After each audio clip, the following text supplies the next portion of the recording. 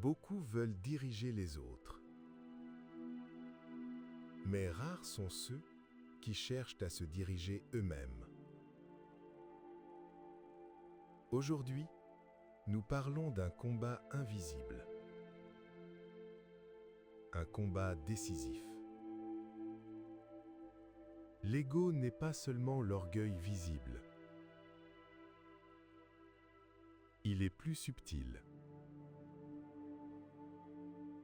plus silencieux. L'ego, c'est le besoin d'avoir raison,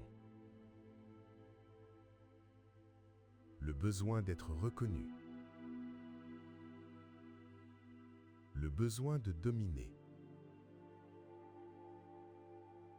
Il peut se cacher derrière le savoir, derrière la religion, derrière le pouvoir. On peut faire le bien et nourrir son ego. Un homme dominé par son ego ne supporte pas la critique. Il confond autorité et domination. Il parle beaucoup. Il écoute peu.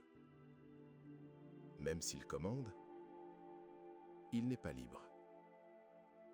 Car l'ego exige toujours plus. Plus de reconnaissance, plus de contrôle, plus de validation. L'ego n'est jamais rassasié. Vaincre l'ego ne signifie pas se mépriser. Cela signifie le remettre à sa place. Comment faire? Accepter de ne pas toujours avoir raison. Servir sans chercher à être vu. Se taire quand l'ego veut briller. Choisir la vérité plutôt que l'image. Celui qui vainc son ego devient stable. Il devient juste. Il devient digne.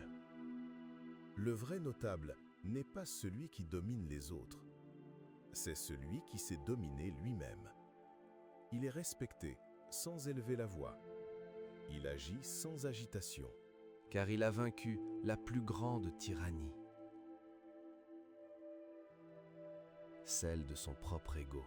Prie sur celui qui est fait pôle de l'univers dès qu'il est venu, sur sa famille, les possesseurs des dons, et sur ses compagnons, et honore-les tous.